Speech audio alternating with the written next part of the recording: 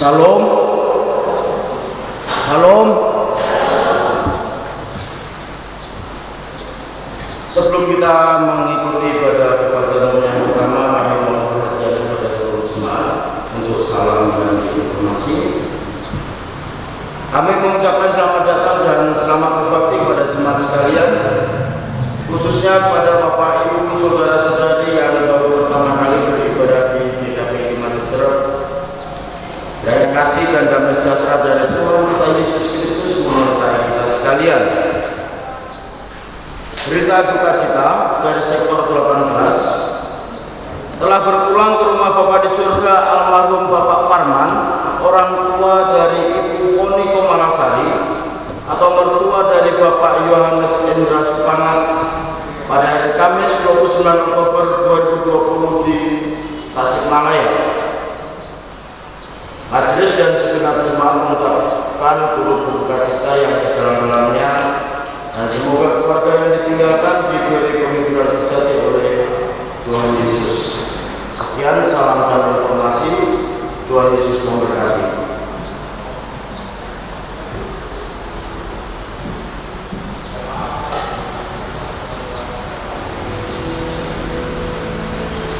Saudara-saudara sekalian, mari kita masuk dalam ibadah kepada yang pertama.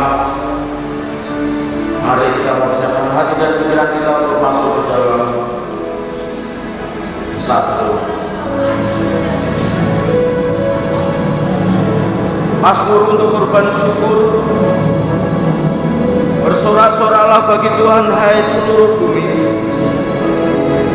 Beribadahlah kepada Tuhan dengan sukacita. Datanglah ke hadapannya dengan sorak-sorai. Ketahuilah bahwa Tuhanlah Allah, Dialah yang menjadikan kita dan punya Dialah kita, umatnya dan kawanan domba-gembalaannya. Masuklah melalui pintu gerbangnya dengan nyanyian syukur, dalam pelataran dengan puji-pujian.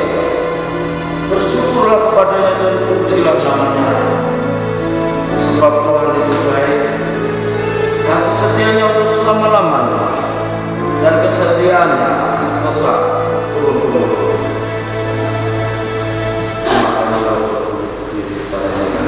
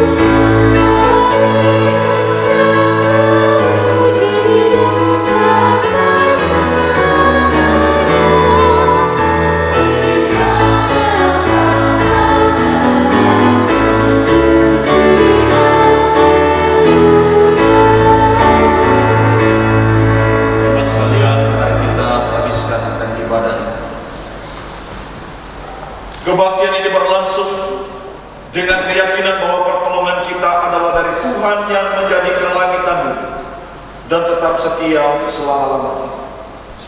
Kasih karunia dan damai sejahtera dari Allah Bapa kita dan dari Tuhan Yesus Kristus, serta dalam kekuatan dan penghiburan dari kuasa Roh yang Maha Kudus, menyertai saudara sekalian.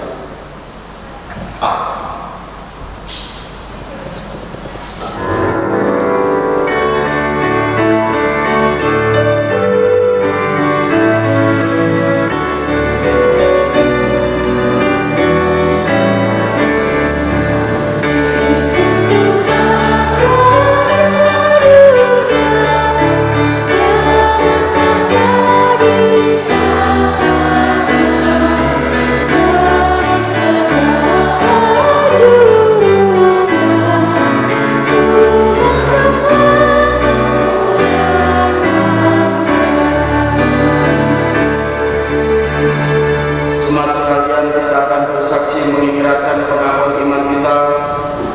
bersama jemaat segala abad di seluruh dunia. Pengakuan iman rasuli. Aku percaya kepada Allah, Bapa yang Maha Kuasa, Khalik langit dan bumi, dan kepada Yesus Kristus anaknya yang tunggal Tuhan kita, yang dikandung daripada Roh Kudus, lahir dari anak darah Maria, yang menderita sengsara di bawah pemerintahan Pontius Pilatus, disalibkan, mati dan dikuburkan, turun dalam kerajaan maut, pada hari yang ketiga bangkit pula dari antara orang mati, naik ke surga, duduk sebelah kanan Allah, Bapa yang Maha Kuasa, dan dari sana ia akan datang untuk menghakimi orang yang hidup dan yang mati. Aku percaya pada Roh Kudus, gereja yang kudus dan persekutuan orang kudus, pengampunan dosa, kebangkitan tubuh, dan hidup yang kekal. Amin. Jemaat kami persilakan duduk. Kita akan masuk ke dalam doa sahabat yang akan diakhiri dengan doa kami. Mari kita berdoa. Segala ucapan syukur kami panjatkan kehadirat-Mu ya Allah. Engkau Allah yang Maha Besar, Allah Maha Kuasa, Pencipta langit dan bumi beserta isinya. Allah yang begitu besar kasih setianya, sehingga memberikan anak yang tunggal Tuhan kami Yesus Kristus untuk menyelamatkan dunia. Dan bagi mereka yang percaya dalam nama Yesus, kami ucap syukur terima kasih Tuhan, oleh karena kasih setiamu, oleh karena pertolonganmu, sehingga Engkau boleh mengumpulkan kami Tuhan di gerejamu ini untuk bersuka cita, untuk memuji dan memuliakan nama-Mu di tempat ini Tuhan. Kami ucap syukur terima kasih untuk kekuatan kesehatan yang Kau berikan bagi kami setiap tarikan nafas kami Tuhan, sehingga memungkinkan kami pada hari yang ada di tempat ini. Kami ucap syukur terima kasih Tuhan, oleh karena pertolongan yang Kau berikan bagi kami dalam kehidupan kami sehari-hari. Engkau mencukupkan setiap kebutuhan kami, walaupun Tuhan negeri kami seperti ini. Kami mengucap syukur terima kasih, Engkau masih mau menolong kami Tuhan. Ucapan syukur kami panjatkan kehadirat-Mu Tuhan, oleh karena kasih setiamu pula Tuhan. Setiap program gereja yang sudah berjalan pada bulan ini, kami ucap syukur terima kasih Tuhan. Yang belum berjalan juga kami serahkan dalam tangan-Mu, biar Engkau yang menolong, menyertai dan memberkati setiap rencana Tuhan. Biarlah semuanya boleh berjalan oleh karena kasih anugerah yang diberikan bagi kami semua anak-anak di tempat ini Tuhan. Pada saat ini juga Tuhan kami berdoa untuk seluruh saudara-saudara kami Tuhan, setiap jemaat yang belum bisa ada di tempat ini, mungkin kondisi mereka Tuhan, mungkin mereka di dalam bekerja, kami serahkan dalam tangan-Mu. Yang bekerja kiranya Engkau berkati Tuhan, Engkau lindungi mereka. Yang mengalami lemah tubuh, sakit penyakit Tuhan, kami serahkan dalam tangan-Mu, biar Engkau yang melawat mereka, menyertai mereka, memberkati mereka. Engkau pulihkan kondisi kekuatan mereka Tuhan, sehingga mereka terus boleh bersuka cita di hadapan-Mu. Untuk saudara-saudara kami Tuhan yang mungkin dan sengaja menjauhkan diri dari persekutuan, biarlah Engkau yang menolong mereka Tuhan, mengingatkan mereka, melawat mereka juga Tuhan, sehingga mereka memiliki hati yang takut akan Engkau, untuk boleh datang memuji dan memuliakan nama-Mu Tuhan. Pada saat ini Tuhan, kami berdoa untuk setiap anak-anak-Mu Tuhan yang ingin kami bagian di dalam kemajemusan di kami jemaat terus, baik sebagai hamba Tuhan yang ada, para penatua, diakon, koordinator komisi, bahkan pastor gereja Tuhan, kami serahkan dalam tangan-Mu, biar Engkau yang menolong, menyertai, memberkati setiap anak-anak-Mu Tuhan. Biarlah Engkau yang menolong mereka, mencukupkan setiap kebutuhan mereka, mencukupkan setiap kekuatan mereka Tuhan, dan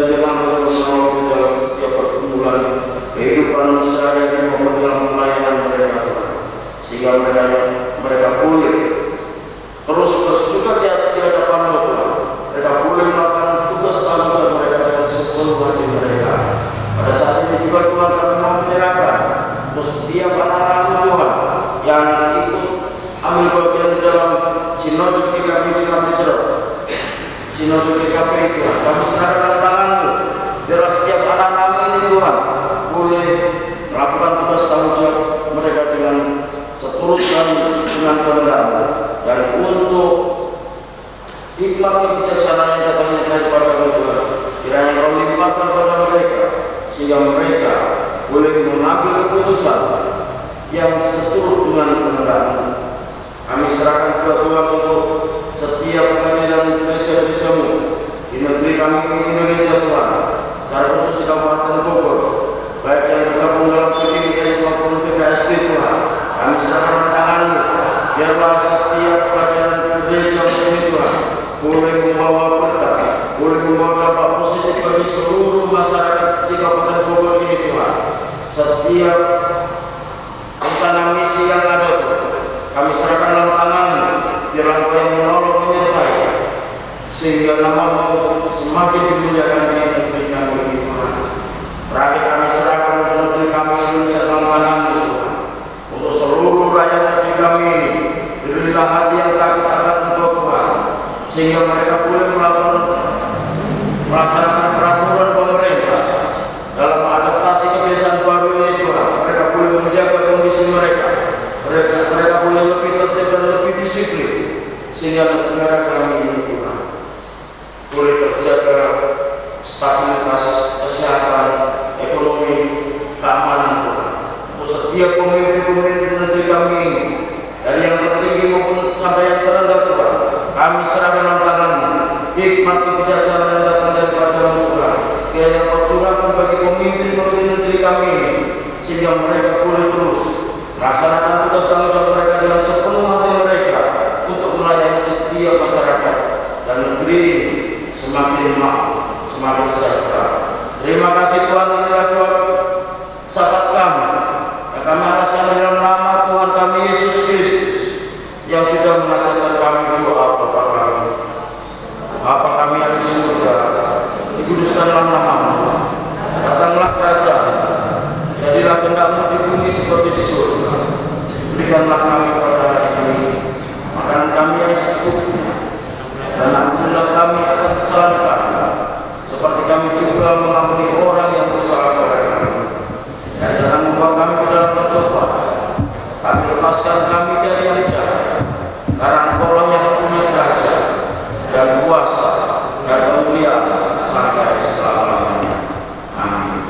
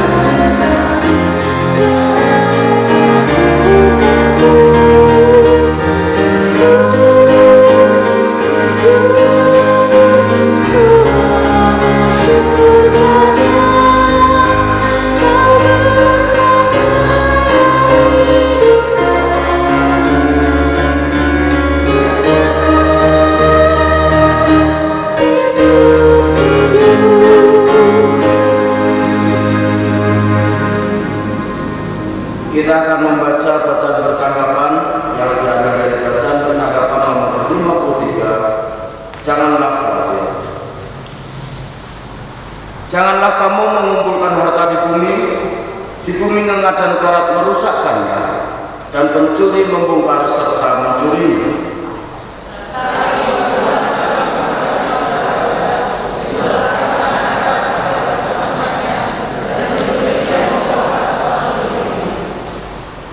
Karena di mana hartamu berada, di situ juga hatimu berada.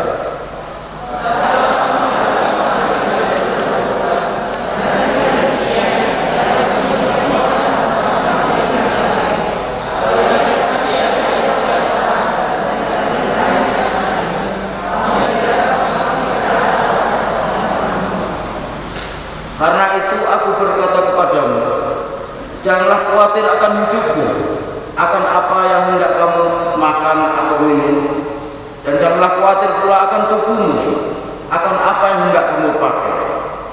Bukankah hidup ini lebih penting daripada makanan, dan tubuh ini lebih penting daripada pakaian?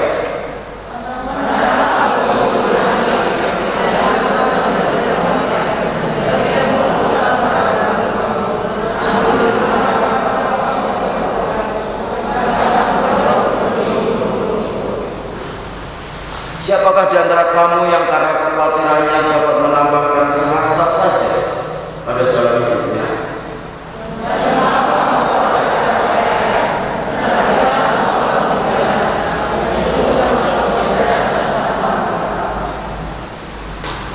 Namun aku berkata kepadamu, Salomo dalam segala kemegahannya pun tidak berpakaian seindah salah satu dari bunga itu.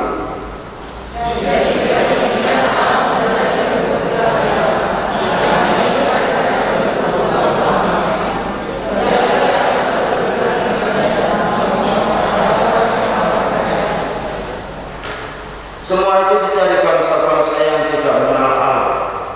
Akan tetapi Bapamu yang surga tahu bahwa kamu memerlukan semuanya itu.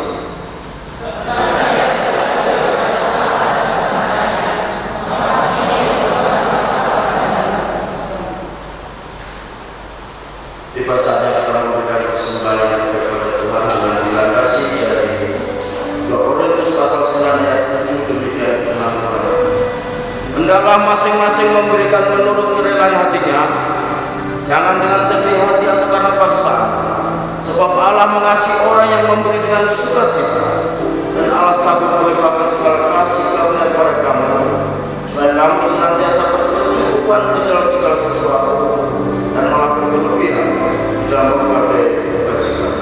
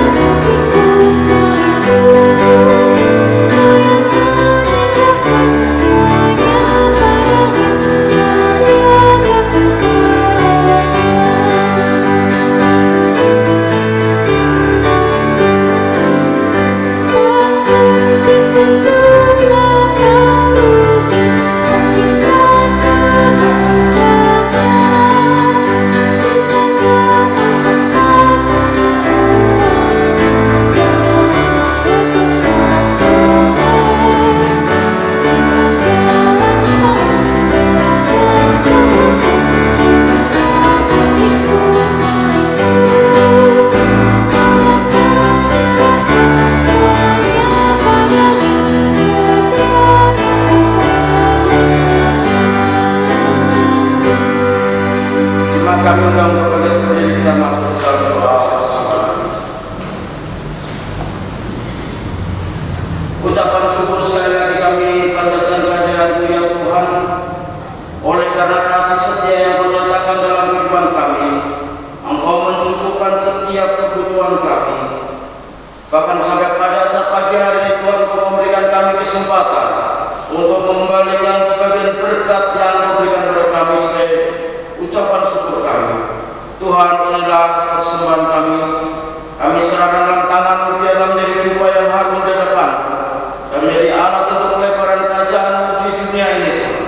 Setiap anak-anakmu yang Engkau percaya untuk mengelola persembahan ini, biarlah Engkau terus berikan hikmat kebijaksanaan untuk mengelola sepenuh dengan kebenaran. Terima kasih Tuhan. Inilah ucapan syukur kami yang kami panjatkan dalam nama Tuhan kami Yesus Kristus, Tuhan dan Juru Selamat kami yang hidup. Haleluya. Amin. Jemaat kami persilakan untuk kembali.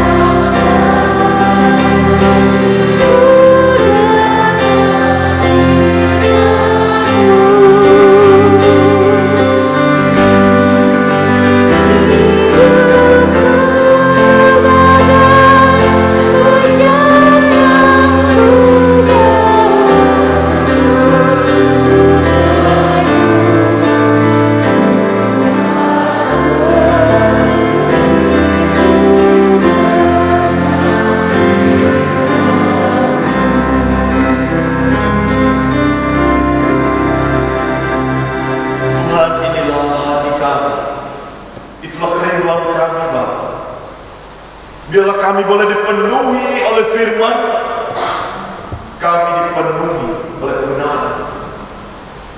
Bawalah hati kami semua Tuhan untuk tunduk kepada firman Tuhan. Siapkan hati kami semua. Biar Roh Kudus menguasai hati pikiran kami, sehingga kami bukan hanya mengerti, tetapi kami dimampukan untuk melakukan firman. Berfirmanlah ya Tuhan, siapkan hati kami. Dalam nama Yesus kami berdoa. Amin. Shalom. Puji Tuhan, Bapak Ibu Saudara yang terkasih, kita kembali bersyukur kepada Allah oleh karena di tengah situasi yang sulit, ya kita kembali hari ini di bulan November ini boleh beribadah bersama di gedung ya gereja ini. Kita bersyukur untuk semuanya. Saudaraku yang kekasih, saya mengajak kita untuk membuka bagian firman Tuhan di dalam Ulangan 16 ayat 16 bagian B sampai ayat 17. Ulangan 16 ayat 16B sampai ayat yang ke-17.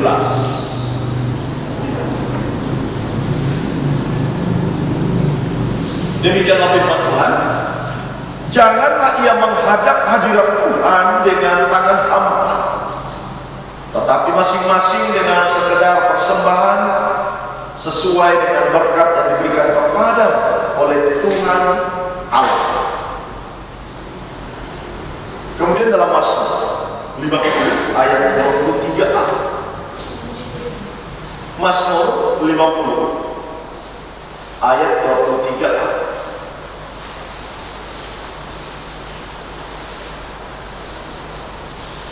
Mazmur 50 ayat 23. Demikianlah firman Tuhan. Siapa yang mempersembahkan syukur sebagai korban, ia memuliakan aku. Siapa yang jujur jalannya, keselamatan yang dari Allah akan kuperlihatkan kepadanya. Saudaraku yang kekasih, demikian jauh pembacaan firman Tuhan, dan berbahagialah mereka yang mendengar dan bukan hanya sekedar mendengar, tapi bagaimana dia mengaplikasikan, mempraktikkan, mewujud nyatakan firman Tuhan itu di dalam hidupnya setiap hari. Saudaraku, satu tema dalam bulan ini yaitu berbicara tentang persembahan, dan hari ini diawali oleh satu tema yaitu prinsip, ya, prinsip utama persembahan seorang murid. Ya, prinsip utama persembahan seorang murid. Nah, saudara-saudaraku yang terkasih, coba kita renung-renung dalam diri kita. Sebenarnya siapa yang kita punya dalam hidup ini? Pakaian yang kita pakai hari ini, bahkan semua ya yang kita pergunakan, akhirnya kita sampai ke tempat ini, coba renung-renung. Itu semua itu siapa punya, saudara? Kalau kita mau renung lebih dalam, saudaraku, bahwa sebenarnya manusia itu tidak punya apa-apa. Semua yang kita nikmati hari ini itu semua adalah pemberian. Siapa dia? Pemberian dari Allah. Baju, pakaian, semuanya kita bisa beli karena Tuhan yang memberikan melalui usaha pekerjaan apapun. Napas yang kita juga pakai semua dari Tuhan. Ya. Jadi saudara-saudara yang kekasih, kalaupun kita ada di tempat ini juga bukan secara kebetulan. Kita menjadi seorang yang percaya kepada Tuhan, yang telah memiliki kepastian keselamatan bukan karena intervensi manusia, bukan karena amal manusia, bukan karena perbuatan manusia, karena tidak ada seorang pun di antara manusia yang berdosa dapat berpikir, menginginkan ataupun melakukan perbuatan itu. Ya, tidak ada seorang pun manusia berdosa yang dapat berpikir, yang menginginkan perbuatan baik ataupun melakukan perbuatan baik untuk ia bisa diselamatkan, bahkan ia untuk bisa menjadi orang yang percaya. Tidak ada. Ya. Namun saudara yang kekasih, kalau kita percaya dan menjadi orang yang diselamatkan, itu merupakan juga salah satu bukti arti dari sebuah persembahan. Ya. Jadi saudara, kita menjadi seorang percaya itu merupakan akibat dari sebuah persembahan. Dan persembahan itu bukan berupa barang, persembahan itu bukan berupa emas atau perak atau sesuatu yang bersifat materi, namun melalui persembahan, yaitu putra tunggalnya, yaitu Yesus Kristus yang mati. Jadi saudaraku, kita menjadi seorang yang dipersembahkan, diselamatkan. Kita menjadi seorang yang percaya oleh karena persembahan seorang putra tunggal, yaitu Yesus Kristus yang mati bagi kita, sehingga orang berdosa yang seperti kita ini sudah boleh mengalami keselamatan di dalam Yesus Kristus. Oleh karena itu saudara yang terkasih, sebagai orang yang telah benar-benar mengalami keselamatan dalam Yesus, dia tidak mungkin diam, saudara. Ya. Namun ia akan beresiko atas karya Tuhan yang dialami. Sekalipun kita sadari bahwa apapun yang kita lakukan, kita tidak akan pernah dapat membalas segala kebaikannya di dalam kehidupan kita. Dan melalui tema hari ini, saudara, Tuhan mau memberikan pelajaran penting untuk kita semua, bahwa Tuhan telah memberikan yang terbaik bagi kita. Maka mari kita juga diajak untuk memberi kepada Tuhan dengan prinsip yang benar dan yang berkenan kepada-Nya.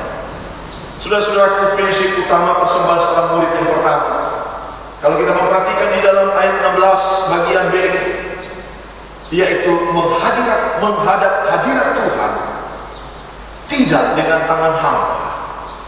Ya, menghadap hadirat Tuhan tidak dengan tangan hampa atau tidak dengan tangan kosong. Artinya bahwa seorang murid yang telah mengalami karya keselamatan di dalam Yesus Kristus pasti datang kepada Tuhan tidak dengan tangan kosong. Mengapa, saudara yang terkasih? Karena ini adalah perintah Tuhan, yaitu siapapun yang telah menjadi muridnya, siapapun yang telah mengalami karya keselamatan, karya pengorbanan Kristus, maka ini adalah perintah. Perintahnya apa? Yaitu menghadap hadirat Tuhan tidak dengan tangan hampa. Ya, berarti yang ada sesuatu yang kita bawa kepada Tuhan. Nah, saudara-saudaraku yang dikasih oleh Tuhan, jadi ini hanya diperuntukkan bagi mereka yang telah mengalami keselamatan di dalam Yesus. Jadi orang yang sudah mengalami keselamatan di dalam Yesus, firman Tuhan katakan, ia menghadap hadirat Tuhan tidak dengan tangan hampa. Nah, ini bagi mereka yang sudah mengalami karya keselamatan di dalam Kristus. Nah, dengan kata lain, ya, ini bukan untuk orang yang belum percaya. Ini bukan untuk orang yang belum mengalami kasih Kristus. Ini bukan untuk orang yang belum mengalami karya pengorbanan Kristus dalam kehidupannya. Dengan kata lain, semua katakan, bagi yang belum mengalami karya keselamatan, nggak usah bawa apa-apa. Ya, dengan kata lain lagi apa? Jangan beri. Saya tekankan, saudara. Kalau belum mengalami karya keselamatan di dalam Yesus Kristus, jangan beri persembahan.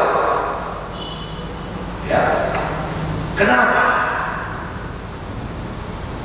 Karena saudara-saudaraku, seorang yang belum mengalami karya keselamatan dalam Kristus, belum mengalami karya pengorbanan dalam Kristus, pemberiannya nggak jelas dan motivasinya pasti nggak jelas. Ya. Nah, saudara-saudaraku yang dikasih oleh Tuhan, tapi kalau engkau mengalami, merasakan karya pengorbanan Kristus dalam hidupmu, dalam hidup kita, saudara yang dikasih, firman Tuhan ini berlaku untuk kita. Menghadap hadirat Tuhan tidak dengan tangan hampa. Ya, saudara-saudara. Jadi saya harap ini jelas untuk kita pahami. Bagi yang belum mengalami karya Kristus, jangan beri persembahan. Ya. Nah, jadi di sini kita dapat belajar sebuah prinsip bahwa seorang percaya datang kepada Tuhan dalam ibadah bukan untuk menerima, namun adalah memberi. Ya. Jadi kita datang kepada Tuhan sebagai orang yang sudah percaya, sudah mengalami karya keselamatan dalam Kristus. Ini kita datang bukan untuk menerima. Jadi Bapak Ibu datang ke gereja ya dengan tujuan untuk menerima, ya ini keliru. Kita datang untuk memberi. Menerima udah setiap saat, setiap hari, setiap minggu, setiap hari, setiap detik kita udah menerima. Kita harus kok bisa datang ke sini. Ada yang mau jalan aja repot minta ampun ke sini juga. Ya, sesuai yang terkasih. Jadi kalau bicara tentang menerima, setiap waktu kita menerima, nafas kehidupan ini, saudara, kalau kita beli dari Tuhan, kita nggak sanggup untuk beli. Saya pernah katakan begini, kalau gas habis di rumah, bisa katakan udah off, makan ya mungkin beberapa jam. Tapi kalau ya ini nafas ini habis, kita bilang off dulu 5 menit begitu, nggak bisa, saudara. Ya, coba kamu merenungkan itu ya. Ketika masuk ke rumah sakit, orang pakai ventilator, tersiksanya minta ampun sudah. Ya, coba itu nafas ini. Dan kalau kita beli, banyak juga orang punya duit banyak, ya saudara, tapi nggak bisa beli. Ya, banyak yang mati karena nggak ada ventilator. Ya, ada pun ventilator kalau memang mati ya tetap mati. Ya, jadi saudara, Tuhan itu yang berkuasa atas hidup ini. Ya. Nah, jadi di sini saudara kita harus belajar bahwa aku datang bukan untuk menerima, tapi aku datang untuk memberi. Amin. Itu orang yang sudah mengalami karya Tuhan. Udah rasakan, aku ini adalah orang binasa, orang yang patut dihukum, yang patut dibinasakan, saudaraku. Tapi karya Tuhan yang mengangkat hidupku sehingga aku diselamatkan. Saudara, ketika kita alami betul itu, apa yang bisa kita lakukan untuk Tuhan? Ya. Saya akan satu contoh konkret lah, saudara-saudara. Ketika kita di atas kapal, saudara, kemudian kita tenggelam, ya kapal itu tenggelam semua. Lalu, ya di tengah-tengah ombak dahsyat begitu ya, saudara-saudara, kita tidak mampu lagi untuk bertahan. Tiba-tiba ada seorang ya, yang datang menolong kita. Pikiran kita terhadap orang itu ketika kita diselamatkan gimana? Kita mau minta lagi sesuatu dari dia, atau kita mau memberi sesuatu kepada dia? Ya, sudah. Saya yakin kita pasti akan memberi sesuatu kepada dia. Paling tidak terima kasih ya, terima kasih karena kamu. Tapi kita udah ditolong, saudara. Terus kita masih berharap untuk dapat lagi dari dia. Ini terlalu sih. Nah, saudara-saudara yang dikasih oleh Tuhan. Jadi mari, ya, ini satu prinsip penting untuk kita bagi orang yang sudah mengalami karya Kristus. Kalau belum, ya, nggak usah dengarkan firman Tuhan ini. Jelas ya? Nah, berikut saudara. Yang kedua, memberi persembahan sesuai berkat Tuhan yang diberikan. Ya, memberi persembahan sesuai berkat Tuhan yang diberikan. Ulangan 16 ayat 17. Firman Tuhan katakan, tetapi masing-masing dengan sekedar persembahan sesuai dengan berkat yang diberikan kepada oleh Tuhan Allah. Saudara, ayat ini bisa kita bandingkan dalam 2 Korintus 8 ayat 11-12. Dan lakukanlah itu dengan apa yang ada padamu. Ya. Sebab jika kamu rela untuk memberi, maka pemberianmu akan diterima. Kalau pemberianmu itu berdasarkan apa? Yaitu berdasarkan apa yang ada padamu, bukan berdasarkan apa yang tidak ada padamu. Ini prinsip kedua. Jadi Tuhan itu tidak maksa, ya. Nah, kalau terpaksa salah sendiri. Ya, ini tandanya orang yang belum mengalami karya keselamatan maka yang memberi itu terpaksa. Ini jelas, saudaraku. Pemberian itu berdasarkan apa yang ada padamu, bukan berdasarkan apa yang tidak ada padamu. Nah, jadi prinsip kedua di dalam memberi persembahan kepada Tuhan adalah memberi sesuai dengan berkat Tuhan yang berikan kepada kita. Artinya, yaitu memberi secara proporsional, ya, sesuai dengan apa yang Tuhan berikan. Ya, itu yang kita berikan. Nah, pemberian itu tentunya pasti berbeda-beda. Kenapa? Ya, karena yang kita terima juga berbeda-beda. Si A dengan si B nggak harus sama. Ya. Kenapa? Karena memang berbeda. Tuhan berikan itu berbeda-beda, saudara. Ya. Nah, oleh karena itu, saudara, ingat bahwa Tuhan tidak meminta apa yang tidak kita punya, dan kita tidak mungkin juga bisa memberi dari apa yang tidak kita punya. Memangnya bisa kita beri yang tidak kita punya? Ya. Sekalipun ada yang tidak punya tapi dia coba untuk memberi, nah ini juga nggak jujur juga. Berarti ada juga motivasinya. Nah, saudara-saudara yang berkasih, lakukanlah dengan apa yang ada padamu. Nah, saudara, hal ini mengingatkan kita tentang ungkapan senada di dalam Kisah Rasul 11 ayat 9. Anggota-anggota gereja di Antioquia, mereka memberi kepada orang-orang Kristen Yudea yang tertimpa kelaparan, yaitu sesuai dengan kemampuan mereka masing-masing. Ya, jadi memberi persembahan sesuai berkat Tuhan yang diberikan. Ini juga berbicara tentang kejujuran di dalam kita memberi kepada Tuhan. Pertanyaan saya, saudara, bagi semua, adakah kita memberi dengan jujur kepada Tuhan? Ya, adakah kita memberi dengan jujur kepada Tuhan? Ini bukan berbicara sedikit banyaknya secara nominal, tidak.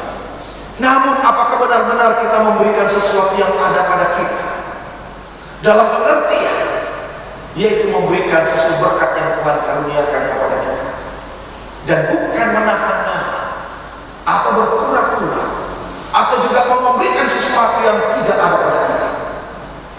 Saudara-saudara, Tuhan sangat tahu apa yang Tuhan berikan kepada kita. Oleh karena itu, saudara, kita pun tidak bisa bersembunyi di hadapan Allah. Tuhan hanya mengatakan, berikanlah apa yang ada padamu, bukan yang tidak ada. Aku tidak akan pernah meminta apa yang tidak ada padamu, tetapi aku minta apa yang ada padamu. Bukan karena aku mau persembahan, karena semuanya itu adalah milikku, tapi aku hanya tahu bahwa engkau bersyukurkan atas pertolongan pemeliharaan yang selama ini aku berikan kepada Tuhan. Itu gak butuh persembahan Bapak Ibu kita. Tuhan itu gak butuh persembahan kita ya. Kenapa? Karena Tuhan punya semua. Dia punya semua. Tapi Tuhan mau lihat orang yang mengalami karya keselamatan ini bersyukur juga. Dan kita adalah salah satu bukti seorang yang beriman ya. Saudara-saudara, hanya orang yang beriman yang mampu mengucap syukur ketika dia mengalami karya keselamatan dalam hidup ya. Nah, saudara-saudara yang dikasih Tuhan, yang ketiga kita harapkan selesai jam 7 ya, mempersembahkan syukur sebagai korban kepada Tuhan ya. Mempersembahkan syukur sebagai korban kepada Tuhan. Dalam Mazmur 50 ayat 23 bagaimana? Saudaraku, dari ayat ini ada dua hal prinsip penting dalam memberi persembahan kepada Tuhan. Yang pertama, yaitu sebagai memberi, sebagai ungkapan syukur kita kepada Allah atas segala berkat, pertolongan, serta pemeliharaannya dalam kehidupan kita. Nah, kalau kita bandingkan di Ulangan 16 tadi, maka mempersembahkan kepada Tuhan itu merupakan ungkapan syukur atas segala kebaikan Tuhan pada masa lalu. Nah, kalau kita bandingkan dalam konteks bacaan kita, saudara, yaitu bagaimana umat Israel yang dipelihara oleh Tuhan dalam perjalanan keluar dari Mesir menuju tanah Kanaan. Saudaraku yang kekasih, ya bukan sesuatu yang mudah, bahwa di tengah penderitaan, di tengah pergumulan mereka, di situ mereka mulai merasakan bagaimana Tuhan bekerja, bagaimana Tuhan memelihara, bagaimana Tuhan hadir senantiasa dalam kehidupan umatnya. Dan Tuhan mau katakan, ya, melalui ini aku mau supaya engkau bisa bersyukur atas apa yang aku sudah kerjakan dalam hidup. Saudaraku yang kekasih, seorang yang tidak merasakan dan tidak menyadari akan pertolongan Tuhan dalam hidupnya, maka ia tidak mungkin bisa bersyukur.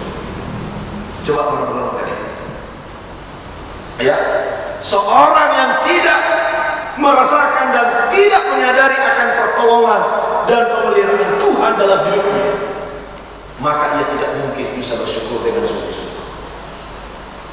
Ya, jadi bukan berarti saudara bersyukur ya itu bisa rutinitas saja. Orang bersyukur ya kita ikut bersyukur. Orang naik rumah baru kita juga bisa bersyukur. Bisa kita lakukan itu, saudara. Tetapi hati Tuhan tahu. Ya, sebenarnya engkau tidak sungguh-sungguh merasakan kok. Karena apa? Engkau mengandalkan diri kok. Ya, Tuhan tahu kamu ini hanya pura-pura aja mengucap syukur. Labelnya ya persekutuan, bersyukur kepada Tuhan, padahal sebenarnya hatimu itu ya nggak sungguh-sungguh kau bersyukur kepada. Kau pikir itu kau bisa buat itu, kau bisa karena engkau kok nggak kepada. Tapi kenapa engkau lakukan itu? Ya, saudara, karena dia orang biasanya kalau begini kita bersyukur, ikut-ikutan, rutinitas, nggak ada artinya. Ya, nah saudara-saudara yang dikasih oleh Tuhan. Ya, jadi seorang yang tidak merasakan dan tidak menyadari akan pertolongan dan penolongan Tuhan, maka ia tidak mungkin bisa bersyukur. Ya. Dan orang yang merasakan pertolongan pemeliharaan Tuhan ini, itu dalam situasi kondisi apapun. Ya. Jadi bukan pada saat doanya dijawab lalu dia ini Tuhan memelihara saya. Ketika doanya tidak terjawab, Tuhan tidak pelihara saya. Nah, ini ucapan syukurnya tergantung situasi. Itu bukan dengan iman. Ya, iman juga sih, tapi iman benjol. Ya. Nah, saudara-saudara yang kekasih, jadi seorang yang tidak merasakan dan tidak menyadari akan pertolongan dan pemeliharaan Tuhan, maka ia tidak mungkin bisa bersyukur.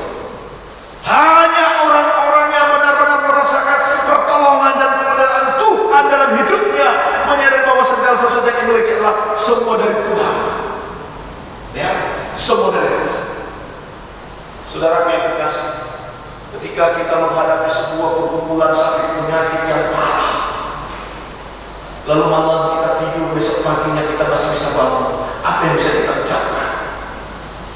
Mata bisa terbuka, Tuhan makasih, Tuhan masih berikan waktu untukku.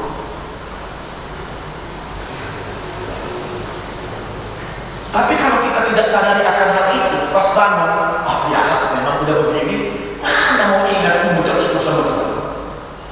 Tiap pagi memang bangun, ya tidak berpikir bahwa bisa bangun karena Tuhan. Banyak loh yang tidur terus, ya, dan tak perlu sakit, sudah.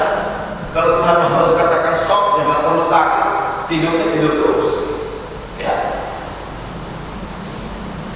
Saudara-saudara yang dikasihi, jadi hanya orang yang benar-benar merasakan pertolongan dan pemeliharaan Tuhan dalam hidupnya menyadari bahwa segala sesuatu yang dia miliki adalah dari Tuhan, maka ia bersyukur kepada Tuhan. Dia sadar, aku nggak punya apa-apa, semuanya ini aku nggak punya apa, semua itu adalah karena Engkau Tuhan. Ya, semua adalah milikmu. Ya, saya tahu diri Tuhan, itu bukan punya saya, itu semua adalah milikmu. Maka yang aku bisa lakukan adalah aku hanya mau bersyukur kepada-Mu. Makasih Tuhan. Ya, makasih. Ya, karena ini adalah milikmu, suatu saat Engkau akan ambil. Sehingga ketika Engkau ambil, aku tidak sakit hati. Kenapa? Karena aku tahu itu adalah milikmu.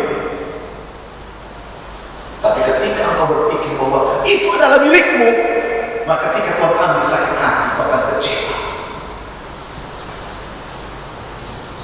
Ya kan? Kenapa orang sakit hati dan kecewa? Karena merasa itu adalah miliknya.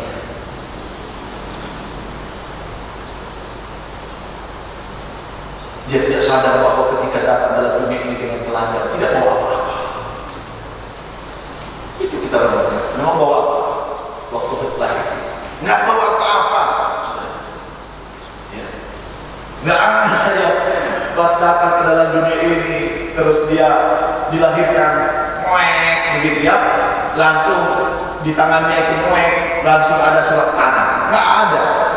Atau buku tabungan. Atau ada yang bawa. Kalau ada nanti lari semua saudara ya. Langsung asetnya muncul semua di bawah dari kandungan.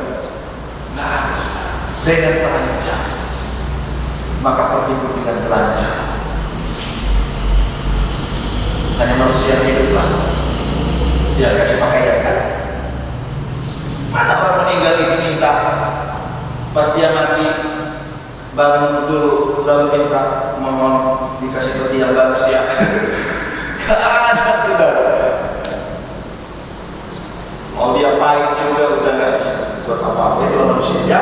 Jadi saudara-saudara yang terkasih, ya, hanya orang yang benar merasakan pertolongan Tuhan yang bisa mengucap syukur dengan sungguh-sungguh kepada Tuhan. Dan orang yang merasakan itu gak mungkin lupa Tuhan. Karena apa? Dia berkesan banget Tuhan itu dalam hidupnya. Tuhan, karena Engkau semuanya ini, ya.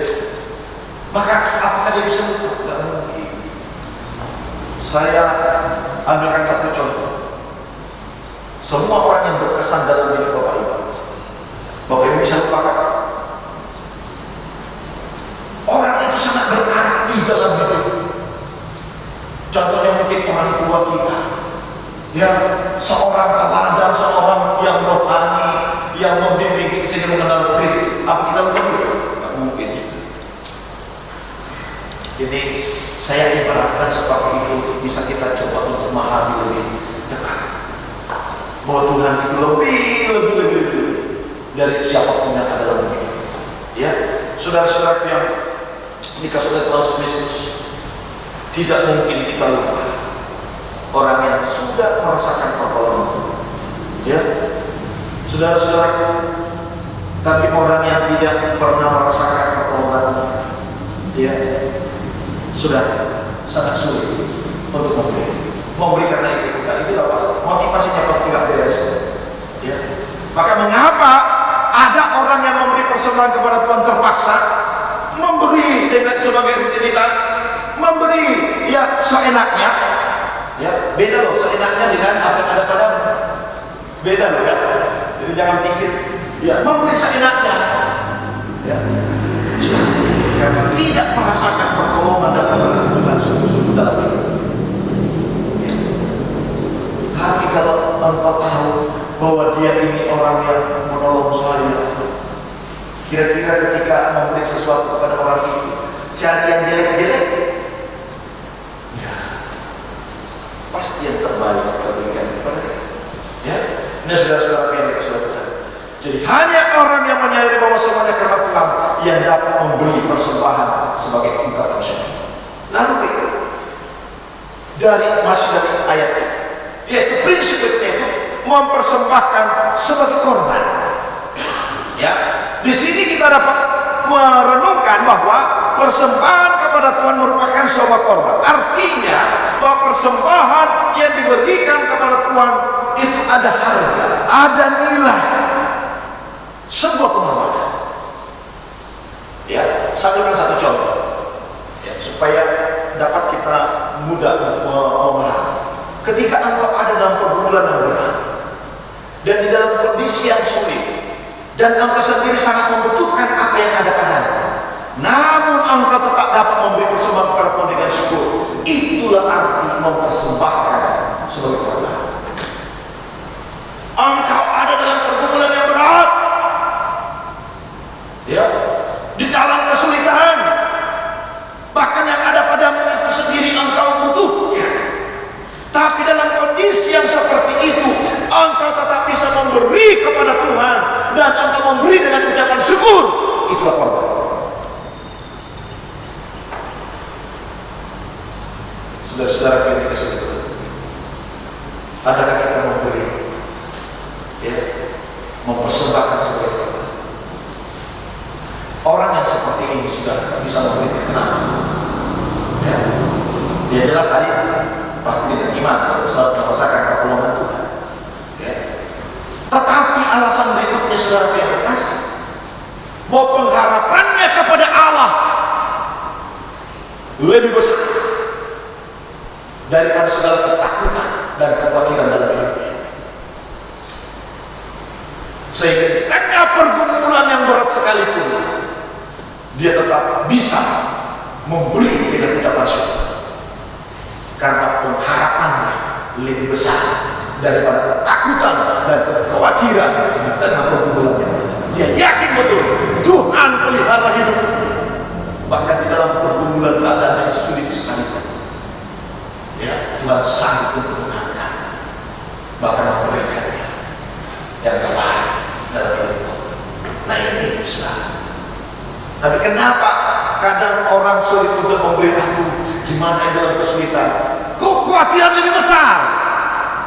Kalau saya kasih ini, ya sudah habis, sudah kan? Nah, ini kan kekhawatiran, padahal belum tentu. Nah, di sini kita bicara tentang iman. Iman itu nggak melihat, ya, tapi yakin. Saudara yang dikasihi Tuhan Yesus Kristus. Tapi itu kembali lagi bahwa itu tidak bisa dilakukan. Ya, tidak bisa. Oke, yang terakhir, ya, mempersembahkan kepada Tuhan dengan hidup yang jujur kepada Tuhan. Ya. Nah, siapa yang jujur jalannya? Firman Tuhan katakan ia akan mengalami, diperlihatkan apa? Keselamatan. Ya, jalannya keselamatan yang dari Allah akan diperlihatkan kepadanya. Nah, saudara, siapa yang jujur jalannya? Nah, ini dikaitkan tentang memberi persembahan dengan yang jujur jalannya. Ya, nah, saudara perhatikan di dalam perjanjian lama, ya, kita bisa melihat hal yang menarik. Bagaimana orang Israel pernah dengan keras ditolak oleh Tuhan ketika mereka memberi persembahan. Kita perhatikan bahwa, waduh, mereka memberi banyak sudah. Dari sisi nominal, waduh, banyak. Ya. Tetapi saudara, di dalam Yesaya kita perhatikan di sana, ya, kok Tuhan tolak dengan keras. Makanya katakan, aku jijik melihat persembahanmu. Ya, banyak yang mereka kasih, saudara. Jadi secara kasat mata persembahan sangat luar biasa. Ya, mereka memberikan korban nomor 1, pokoknya yang yang spesial, ya, atau yang istimewa, super lah, ya, dipersembahkan. tetapi Tuhan katakan aku jijik. Nah, di sini Tuhan menilai hati, ya, menilai hidup mereka. Jangan pikir kau bilang begini, kau beri persembahan dan begini, tapi hidupmu nggak beres, aku akan terima persembahan. Tidak. Nah, ini berkaitan dengan persembahan yang kita berikan kepada Tuhan dengan hidup kita. Jadi harus benar-benar sama. Jangan sampai kita pikir dengan memberi persembahan akan menutupi dosa. Ya, saudara-saudara, inilah salah satu yang ditekankan oleh tokoh reformasi, bahwa dosa tidak bisa dibeli, pengampunan itu tidak bisa dibeli dengan uang. Jadi orang seperti ini bisa memberi seakan-akan, ya saya memberi, walaupun saya berbuat dosa, hidup saya jahat, saya memberi, ya Tuhan ampuni dan tutup dosa saya. Ini konsep yang keliru. Ya, makanya di sini mempersembahkan kepada Tuhan dengan hidup yang jujur kepada Dia. Jadi bukan hanya persembahan, tetapi hidup kita. Roma 12 mempersembahkan dunia. Ya, jadi jangan sampai uang kita persembahkan, ya rupiah kita persembahkan, ya, tetapi hidup kita tidak. Saudara, makanya Tuhan katakan di dalam Yesaya ini, aku jijik melihat persembahan. Ya, saudara, persembahan semahal apapun tanpa motivasi dan hidup yang berkenan kepada Tuhan, maka persembahan itu tidak ada nilainya. Ingat baik-baik. Ya, persembahan semahal apapun tanpa motivasi dan hidup yang berkenan kepada Tuhan, maka persembahan itu sia-sia. Ya. Persembahan yang nilainya fantastis tidak dijamin diterima oleh Tuhan. Tetapi persembahan yang begitu sederhana, tetapi dari hati dan hidup yang berkenan kepada Tuhan, dengan penuh ketulusan. Nggak usah pikir diterima nggak, pasti diterima. Ya, ini jelas ya, Alkitab itu nggak abu-abu, nggak kabur. Ya. Tapi kalau pertanyaan lagi, ya persembahannya banyak, fantastis, tapi hidup nggak benar, pasti tidak diterima. Jelas juga kan? Jadi sia-sia. Jadi prinsip yang keempat ini, saudara, apa yang kita berikan didukung oleh hidup, hidup yang berkenan kepada Tuhan, hidup yang didasari oleh pertobatan. Kalau memberi tetapi tidak didasari oleh pertobatan, seakan-akan dengan persembahan itu kita mencoba untuk menutupi dosa. Ini mirip ajaran-ajaran yang lain, ya. Tetapi di dalam Alkitab tidak seperti itu. Tidak ada. Ya. Saudara-saudara yang dikasih oleh Tuhan, ya, milikilah hidup yang berkenan kepada-Nya. Tuhan tidak butuh persembahan kita, tetapi Tuhan butuh hidup kita yang berkenan kepada Dia. Dan orang yang hidup berkenan kepada Dia pasti memberi kepada Tuhan. Amin. Itu pasti. Jadi orang yang hidupnya berkenan kepada Tuhan pasti memberi.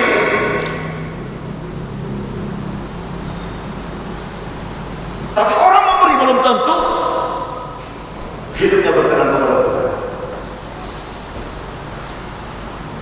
Tapi orang hidupnya berkenan kepada Tuhan pasti memberi dan pasti diterima. Ya. Nggak usah pikir panjang, saudara, Bapak Ibu Saudara. Pasti diterima. Hidup berkenan kepada Tuhan, motivasinya benar, ya, pasti diterima. Tapi kalau hidup tidak jelas, ya, yakin juga bahwa pasti tidak diterima. Ya. Nah, saudara-saudaraku, yang terakhir janji Tuhan adalah bahwa mereka, ya, siapa yang mempersembahkan syukur sebagai korban Dia memuliakan Aku. Siapa yang hidup jalannya keselamatan dari Allah akan kuperlihatkan kepadanya.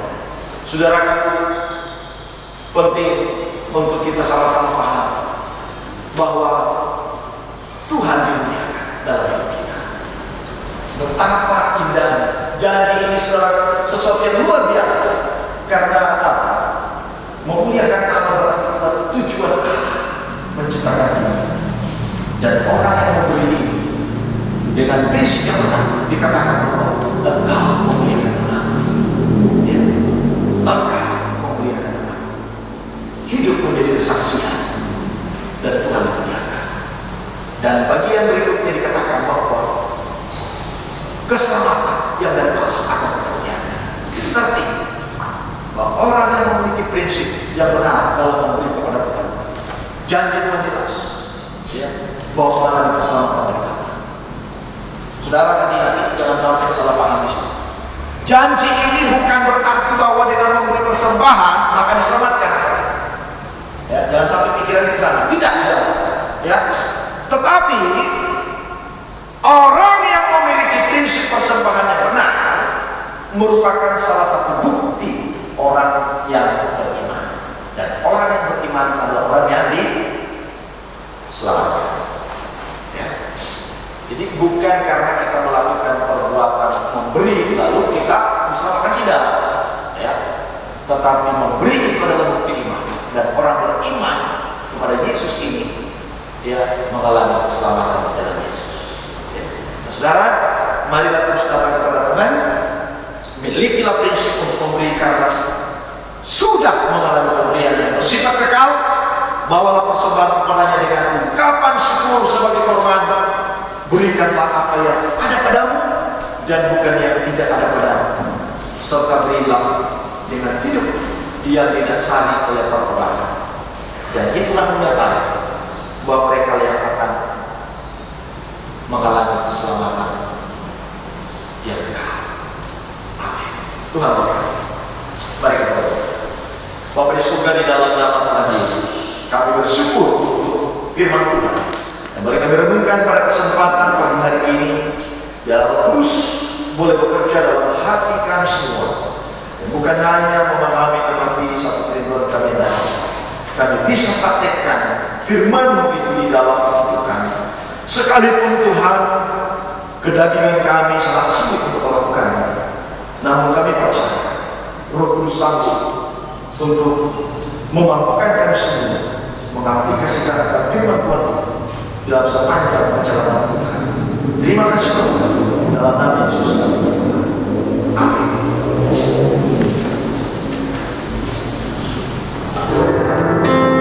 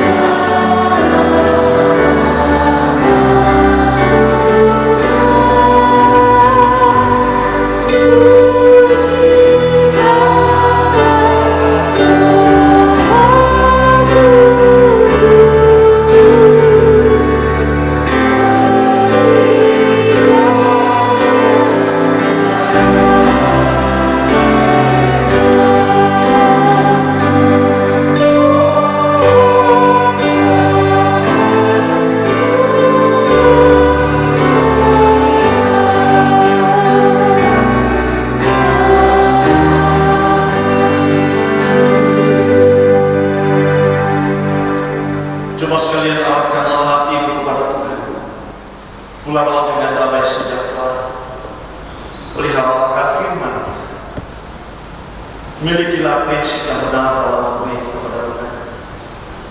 Dan terimalah berkat daripadanya. Tuhan memberkati engkau dan melindungi engkau. Tuhan menyinari engkau dengan wajahnya dan memberi engkau kasih karunia. Tuhan menghadapkan wajahnya kepadamu dan memberi engkau damai sejahtera. Anugerah Tuhan Yesus Kristus dan kasih serta persekutuan dengan Roh Kudus menyertai saudara sekalian sekarang sampai selama-lamanya. Amin.